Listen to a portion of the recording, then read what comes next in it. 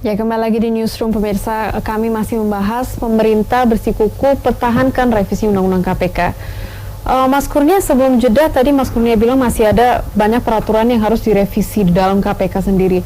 Kenapa sekarang ya Mas Kurnia baru kayak ya bangun tidur, kenapa nggak dari dulu? Iya, kita juga melihat tahun 2019 ini menjadi kumpulan mungkin dalam tanda kutip serangan ya kepada KPK. Kita belum selesai dengan perdebatan permasalahan proses seleksi pimpinan KPK yang menuai banyak kritik. Ditambah lagi dengan revisi Undang-Undang KPK, rancangan Kitab Undang-Undang Hukum Pidana, dan juga revisi Undang-Undang Pemasyarakatan. Yang setiap legislasi itu terdapat poin-poin yang justru memperlemah KPK, kita menilai begitu. Maka dari itu di sini kita penting untuk mengingatkan kembali komitmen anti korupsi yang selama ini didengungkan oleh Presiden. Dalam Nawacita 2014 dan dalam debat Capres kemarin bersama dengan Pak Maruf Amin, Presiden Jokowi terus-menerus mengatakan akan menguatkan KPK dan keberpihakan pada pemberantasan korupsi. Dan juga DPR juga begitu, ketika kampanye juga selalu mengatakan kita berkomitmen, tidak ada satupun partai ketika menjelang pemilu yang mengatakan soal revisi Undang-Undang KPK. Tapi setelah mereka melalui kontestasi politik, beramai-ramai mereka langsung merevisi Undang-Undang KPK yang waktunya tidak sampai 14 hari. Dan ini publik mengingatkan kejadian kemarin demonstrasi besar-besaran mahasiswa di hampir di seluruh daerah Indonesia yang ingin mengingatkan kembali bahwa jangan sampai justru anak kandung reformasi yaitu lembaga KPK justru diperlemah di era Presiden Jokowi, dan jangan sampai demokrasi yang sudah diperjuangkan di tahun 98 dalam rancangan Kitab Undang-Undang Hukum Pidana justru luntur ketika ada semangat yang kita pandang tidak tepat dinaikkan oleh teman-teman DPR dan juga pihak Istana Negara gitu. Prof. Bambang, apakah Prof. Bambang setuju dengan kata Mas Kurnia, dan mungkin pro dan kontranya dari pertahankan revisi Undang-Undang KPK ini apa ya?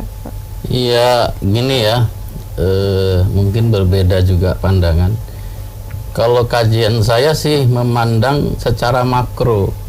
Kalau secara mikro, KPK hebat, mampu menangani persoalan-persoalan korupsi di tingkat birokrasi, itu satu prestasi yang harus kita acungi jempol. Tapi secara makro, untuk mengawasin bocornya keuangan negara di seluruh sektor itu sangat luas, sehingga menurut saya itu KPK tidak bisa juga bekerja sendiri. Misalnya sektor pertambangan, kehutanan, perikanan, dan lain-lain itu masih banyak yang belum tersentuh, bukan tidak tersentuh, belum tersentuh.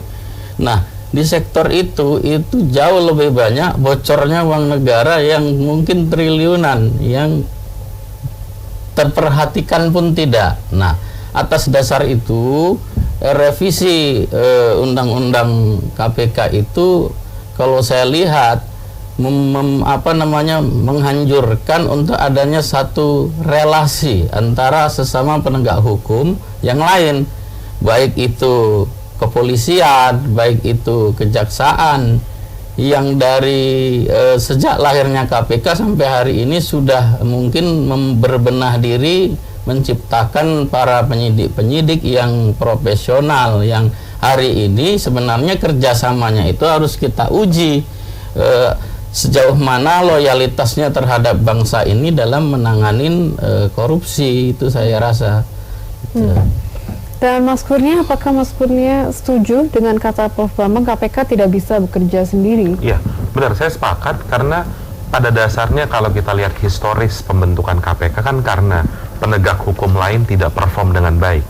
Diharapkan KPK agar menjadi trigger mechanism penegak hukum lain yang juga akan perform baik seperti dengan KPK.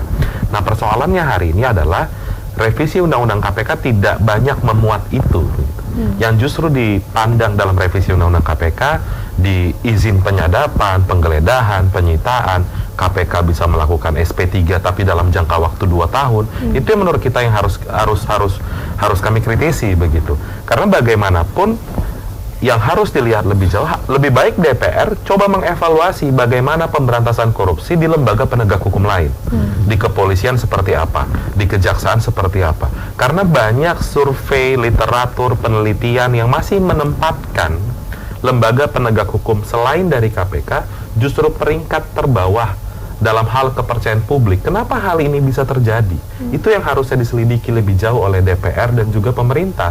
Dan bahkan kita menyebutkan lebih baik evaluasi saja pemberantasan korupsi di lembaga penegak hukum lain tanpa harus melucuti beberapa kewenangan dari KPK. Dan poin penting hari ini adalah dalam draft revisi Undang-Undang KPK menyebutkan pimpinan KPK tidak lagi berstatus sebagai penyidik, tidak lagi berstatus sebagai penuntut. Dalam Undang-Undang KPK sebelumnya secara tegas disebutkan. Nah, ini menjadi persoalan. Pertanyaan lebih jauhnya adalah ketika nanti 5 pimpinan KPK hari ini dilantik, bagaimana sebenarnya atau siapa nanti yang akan menandatangani sprindik? Siapa yang akan menandatangani surat penyitaan? Apakah itu menjadi domain dari Dewan Pengawas? Sementara Dewan Pengawas kan bukan part of dari KPK, tapi lembaga tersendiri dibentuk untuk mengawasi KPK. Selain dari itu, yang harus dikritisi adalah poin formil dari pembentukan revisi Undang-Undang KPK. Kalau kita melihat lebih jauh dalam data prolegnas di DPR, revisi Undang-Undang KPK tidak masuk dalam prolegnas prioritas 2019, tapi masuk dari prolegnas prioritas 2017.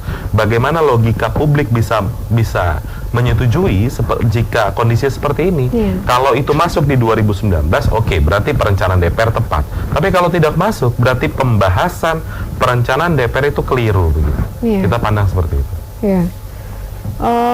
Prof. Bambang, penolakan revisi Undang-Undang KPK juga menjadi salah satu tuntutan mahasiswa ya, yang menggelar aksi unjuk rasa di sejumlah wilayah pada 2 hari ini. Tanggapan Anda terkait itu, Prof? Kalau khusus kepada RUU KPK, menurut saya tidak representatif. Tapi kalau RKUHP itu representatif di sejumlah wilayah. Jadi beda antara RKUHP dengan KPK. Nah, kalau sedikit saya tentang RUKHP, itu lebih memang menurut saya juga tidak realistis, tidak logis, filosofisnya tidak ada. Kemudian mungkin kajian-kajian akademisnya juga lemah, atau kajian akademisnya bagus, tapi para pembuatnya DPR itu tidak mengacu kepada kajian-kajian itu. Nah, kalau tentang KPK masih banyak yang menerima ketimbang yang menolak. Nah, itu publik itu juga harus kita perhatikan pro dan kontra di situ. Itu yang harus menjadi pertimbangan juga kepada kita. Artinya secara sosiologis pro dan kontra itu ada masalah, tapi kita harus memandang juga secara objektif masalahnya apa, logiskah dia atau tidak. Prof. Bambang, pro dan kontranya itu apa?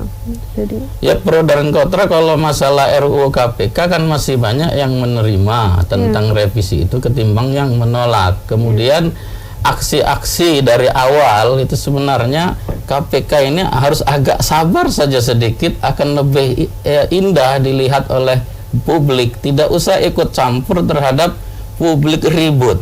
Nggak usah semacam ada pameo memfasilitasi. Tunggu aja reaksi publik ketika memang mereka negerinya merasa diacak-acak dengan mengkebiri KPK sebagai lembaga yang diidolakan selama ini.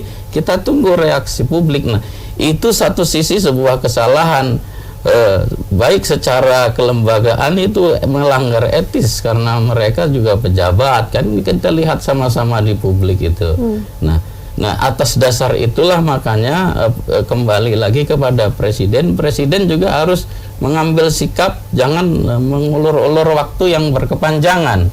Kalau memang secara bersama kita ingin memerangi korupsi, jangan lembaganya yang dibredelin. Andai ada oknum yang memang secara etis tidak pantas, tidak layak, ganti PLT kan dengan yang baru.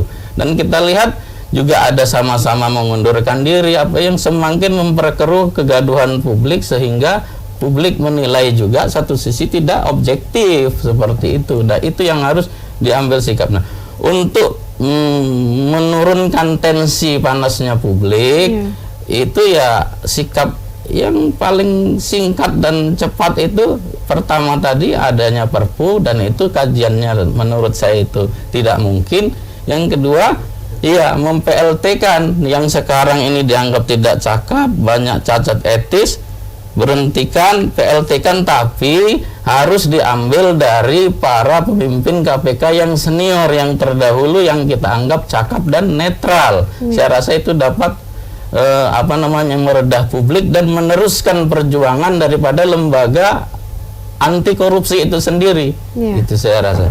Oke, pemirsa, kami akan lanjutkan dialog ini setelah jeda yang satu ini. Pemirsa tetaplah di Newsroom.